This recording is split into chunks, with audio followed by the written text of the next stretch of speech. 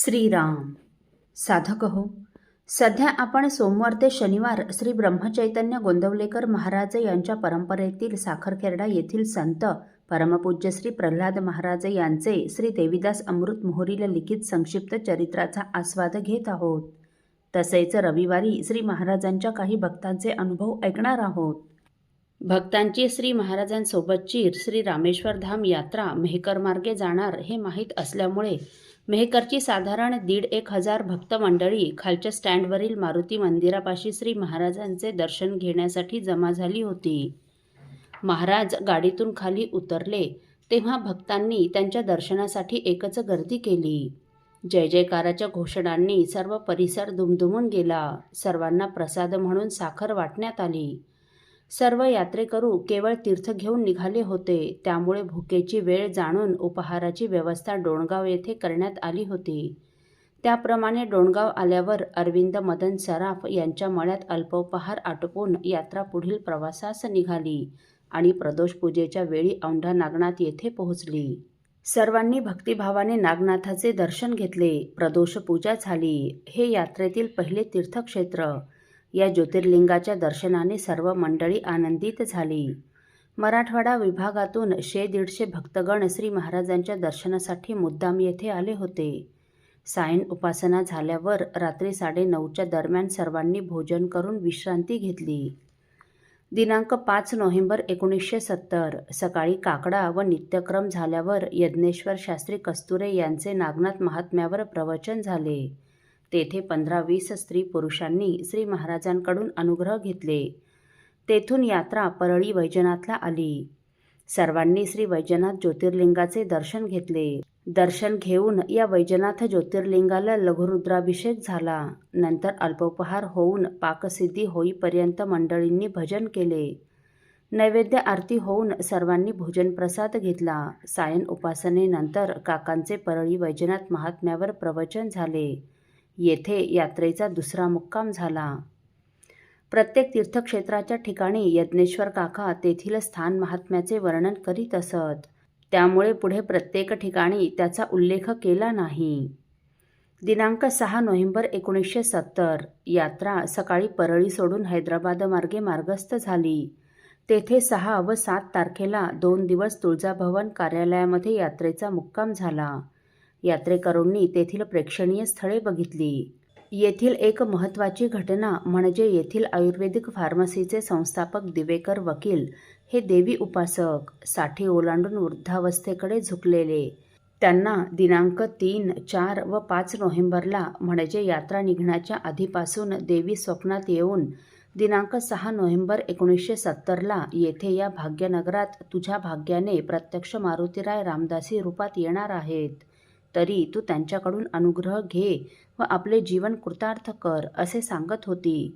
व हे प्रत्यक्ष भगवती मातेने कथन केल्यामुळे त्यांना हनुमत स्वरूप असणाऱ्या या महात्म्याच्या दर्शनाची सारखी ओढ लागली होती. म्हणून 6 तारखेला सूर्योदयापूर्वीच त्यांनी आपले सर्व आह्निक आटोपून सूर्योदयापासून या नररूपात असणाऱ्या मारुतीरायाचा शोध घेण्यास सुरुवात केली व त्यांचे दर्शन होऊन अनुग्रह झाल्याशिवाय मी अन्नपाणी ग्रहण करणार नाही असा मानसिक संकल्प त्यांनी केला. हैदराबाद एवढं मोठं शहर, तेव्हा या महात्म्याचा शोध कुठे लागावा? परंतु जगदंबेने सांगितले म्हणजे त्यांची भेट ही निश्चित होणारच आहे. म्हणून त्यांनी हैदराबादेतील सर्व मंदिरे व धर्मशाळा शोधण्यास सुरुवात केली. निश्चयाचे बळ तुका म्हणे तेची फळं या वचनाप्रमाणे त्यांची ही साधना फलित होऊन तुळजाभवनमध्ये त्यांना श्री महाराजांचं दर्शन झालं. त्यांनी श्री महाराजांना अनुग्रह देण्याची विनंती केली. श्री महाराजांनी त्यांना लगेच अनुग्रह दिला आणि म्हणाले, आज सकाळपासून आपण पाणीही पिला नाहीत, तेव्हा आधी पाणी प्या आणि आमच्याबरोबरच भोजन प्रसाद घ्या. आता तर महाराजांचं अंतर्ज्ञान बघून ते साक्षात हनुमंत असल्याची त्यांची खात्रीच पटली. त्यांनी त्याप्रमाणे जलप्राशन करून महाराजांबरोबर भोजन प्रसाद घेतला. अनुग्रह झाल्यावरच त्यांनी आपणास झालेला स्वप्न दृष्टांत व आपण केलेला निश्चय सर्वांना कथन केला. हे ऐकून सर्वांनाच आश्चर्य वाटले. आपण केलेला निश्चय श्री महाराजांनी ओळखला म्हणजे ते सर्वांतर्यामी निवास करणारे आहेत हे जाणून ते अत्यंत आनंदित झाले. हैदराबादला 2 दिवस मुक्काम झाल्यामुळे सभोवतालची बरीच मंडळी श्री महाराजांच्या दर्शनास येऊन गेली. दिनांक 8 नोव्हेंबर 1970ला यात्रा हैदराबादहून श्री शैलम मल्लिकार्जुन क्षेत्री मुक्कामास आली.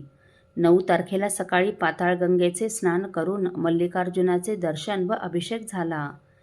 तेथे मंदिराच्या प्रांगणात रुद्रस्वाहाकार चालू होता. श्री महाराजांनी यज्ञातील ऋत्विजांचे दर्शन घेऊन त्यांना दक्षिणा वाटली. दिनांक 10 नोव्हेंबर 1970ला यात्रा महानंदेस येऊन तेथे सायन उपासना झाली.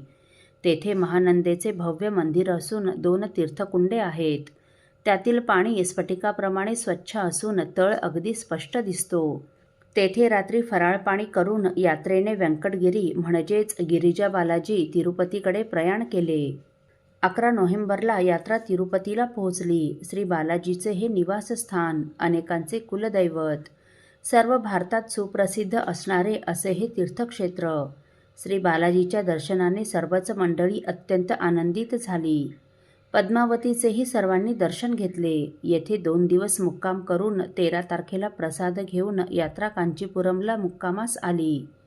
असो साधक हो, भक्तांची परमपूज्य श्री प्रल्हाद महाराजांबरोबरची श्री रामेश्वर धाम यात्रा आपण पुढील भागात देखील ऐकणार आहोत. श्रीराम समर्थ.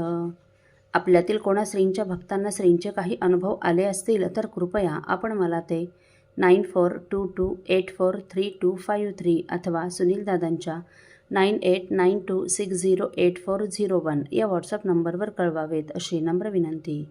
श्रीराम समर्थ.